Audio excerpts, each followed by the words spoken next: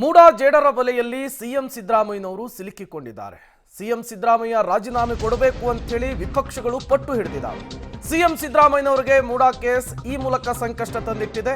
ಆಧಾರರಹಿತ ಕಳಂಕವನ್ನು ಹೊತ್ತುಕೊಂಡು ರಾಜೀನಾಮೆಯನ್ನ ಕೊಡಲ್ಲ, ಆರೋಪದಿಂದ ಹೊರಗೆ ಬಂದೇ ಬರ್ತೀನಿ, ಆ ಬಳಿಕ ರಾಜಕೀಯ ನಿರ್ಧಾರವನ್ನು ತೆಗೆದುಕೊಳ್ತೀನಿ.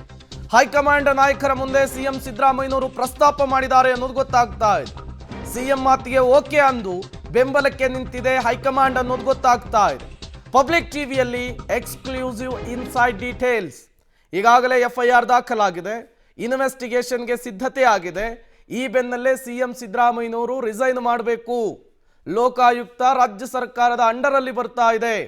ಹಾಗಾಗಿ ನೈತಿಕ ಹೊಣೆಯನ್ನು ಹೊತ್ತು ಸಿಎಂ ಸಿದ್ದರಾಮಯ್ಯನವರು ರಾಜೀನಾಮೆ ಕೊಡಬೇಕು ಅನ್ನುವಂತಹ ಕೂಗು, ಆಗ್ರಹ ದೊಡ್ಡ ಮಟ್ಟದಲ್ಲಿ ಕೇಳಿ ಬರ್ತಾ ಇದೆ.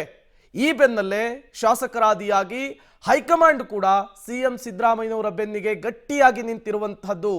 ಇದಕ್ಕೆ ಕಾರಣ ಸಿಎಂ ಸಿದ್ದರಾಮಯ್ಯನವರು ರವಾನಿಸಿರುವಂತಹ ಒಂದು ಸಂದೇಶ ಕಾರಣ ಅನ್ನೋದು ಗೊತ್ತಾಗ್ತಾ ಇದೆ. 40 ವರ್ಷ ರಾಜಕೀಯದಲ್ಲಿರದಂತಹ ಅಪವಾದ ಈಗ ಯಾಕೆ?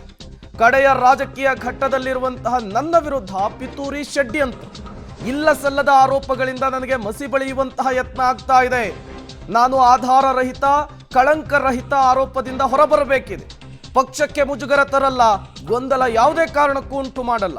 ಹೈಕಮಾಂಡ್ ನಾಯಕರೊಬ್ಬರ ಮೂಲಕ ಸಿದ್ದರಾಮಯ್ಯನವರು ಸಂದೇಶ ರವಾನಿಸಿದ್ದಾರೆ ಅನ್ನೋದು ಗೊತ್ತಾಗ್ತಾ ಇದೆ.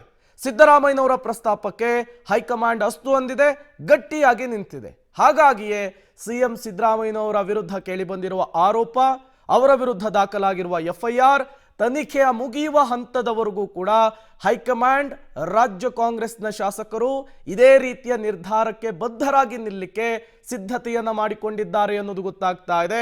ಇದಕ್ಕೆ ಕಾರಣ ಸಿಎಂ ಸಿದ್ದರಾಮಯ್ಯನವರು ರವಾನಿಸಿರುವಂತಹ ಆ ಏಕೈಕ ಸಂದೇಶವೇ ಕಾರಣ ಅನ್ನೋದು ಕೂಡ ಗೊತ್ತಾಗ್ತಾ ಇದೆ. ಮತ್ತಷ್ಟು ಡೀಟೇಲ್ಸ್ ಕೊಡ್ತಾರೆ ನಮ್ಮ ಪ್ರತಿನಿಧಿ ರವೀಶ್, ನೇರ ಸಂಪರ್ಕದಲ್ಲಿ ಜಾಯಿನ್ ಆಗಿದ್ದಾರೆ. ರವೀಶ್, ಸಹಜವಾಗಿಯೇ ಕುತೂಹಲ ಕಾರಣವಾಗ್ತಾ ಇದೆ ಕೈ ಮನೆಯಲ್ಲಾಗ್ತಾ ಇರುವಂತಹ ಬೆಳವಣಿಗೆ. ಒಂದು ಕಡೆ ಪಕ್ಷದಿಂದ ಹೊರಗೆ ದೊಡ್ಡ ಮಟ್ಟದ ಪ್ರತಿಭಟನೆ ಕೂಗು, ಮತ್ತೊಂದು ಕಡೆ ಪಕ್ಷದ ಒಳಗೂ ಕೂಡ ಹಿತಶತ್ರುಗಳಿಂದ ಕಾಟ. ಇದರ ನಡುವೆ ಸಿಎಂ ಸಿದ್ದರಾಮಯ್ಯನವರನ್ನ ರಕ್ಷಣೆ ಮಾಡುವಂತಹ ನಿಟ್ಟಿನಲ್ಲಿ ಹೈಕಮಾಂಡ್ ಬೆನ್ನಿಗೆ ನಿಂತಿದೆ. ಹೈಕಮಾಂಡ್ನ ಲೆಕ್ಕಾಚಾರ ಏನಿರಬಹುದು, ಈ ನಿರ್ಧಾರಕ್ಕೆ ಕಾರಣ ಏನಾಗಿರಬಹುದು ಅಂತ ಹೇಳಿ ರವೀಶ್? ಪ್ರಮುಖವಾಗಿರ್ತಕ್ಕಂಥದ್ದು ಕಾಂಗ್ರೆಸ್ 136+ ಸೀಟ್ಗಳು ಬಂದಂತಹ ಸಂದರ್ಭದಲ್ಲೂ ಕೂಡ ಸರ್ಕಾರ ರಚನೆಯಾದಂತಹ ಸಂದರ್ಭದಲ್ಲಿ ಎಲ್ಲೋ ಒಂದು ಕಡೆ ಪವರ್ ಶೇರಿಂಗ್ ಬಗ್ಗೆ ದೊಡ್ಡ ಮಟ್ಟದಲ್ಲೇ ಚರ್ಚೆ ಆಗ್ತಾ ಇತ್ತು. ಅಂದರೆ ಒಬ್ಬರಿಗೆ 2 ವರ್ಷ, ಇನ್ನೊಬ್ಬರಿಗೆ 3 ವರ್ಷ, 2.5 ವರ್ಷ, ಇಲ್ಲ ಒಬ್ಬರಿಗೆ 3 ವರ್ಷ, ಇನ್ನೊಬ್ಬರಿಗೆ 2 ವರ್ಷ, ಈ ರೀತಿಯ ಚರ್ಚೆಗಳಾಗ್ತಾ ಇತ್ತು. ಯಾರೊಬ್ಬರಿಗೂ ಕೂಡ ಇಲ್ಲಿ ತನಕ ಕ್ಲಾರಿಟಿನೇ ಇಲ್ಲ. ಅದು ಕೇವಲ ಹೈಕಮಾಂಡ್ ನಾಯಕರ ನೇತೃತ್ವದಲ್ಲಿ ಆಗಿರ್ತಕ್ಕಂಥ ಮಾತುಕತೆ. ಹಾಗಾಗಿ ಅದರ ಮುಂದುವರಿದ ಭಾಗವಾಗಿ ಈಗ ಮೂಡಾ ಪ್ರಕರಣ ಬಂದಿರತಕ್ಕಂಥದ್ದು. ಈ ಸಂದರ್ಭದಲ್ಲಿ ಸಿದ್ದರಾಮಯ್ಯ ಅವರು ಇದ್ದರೆ FIR ಆಗಿದೆ, ವಿಪಕ್ಷಗಳು ರಾಜೀನಾಮೆಯನ್ನು ಕೇಳ್ತಾ ಇದ್ದಾರೆ. ಈ ಸಂದರ್ಭದಲ್ಲಿ ಸಿದ್ದರಾಮಯ್ಯವರು ಸ್ಪಷ್ಟವಾಗಿ ಕಾಂಗ್ರೆಸ್ನ ಹೈಕಮಾಂಡ್ಗೆ ಒಂದು ಸಂದೇಶವನ್ನು ರವಾನೆ ಮಾಡಿದ್ದಾರೆ.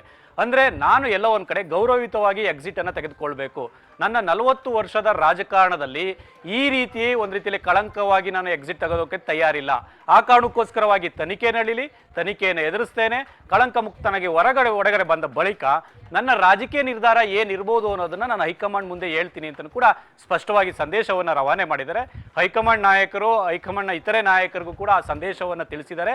ಆ ಕಾರಣಕ್ಕೋಸ್ಕರವಾಗಿ ಕಾಂಗ್ರೆಸ್ನ ಹೈಕಮಾಂಡ್ ಸಿದ್ದರಾಮಯ್ಯನವರ ಬೆನ್ನಿಗಿರ್ತಕ್ಕಂಥದ್ದು. ಅಂದರೆ ಪ್ರಮುಖವಾಗಿ ಸಿದ್ದರಾಮಯ್ಯನವರು ಹೈಂದ ನಾಯಕ, ಜೊತೆಗೆ ಮಾಸ್ ಲೀಡರ್, ಜೊತೆಗೆ ವೋಟ್ ಬ್ಯಾಂಕ್ ರಾಜಕಾರಣವನ್ನು ಕೂಡ ಒಂದು ರೀತಿಯಲ್ಲಿ ಕಾಂಗ್ರೆಸ್ ಲೆಕ್ಕಾಚಾರ ಹಾಕೊಂಡಿದೆ.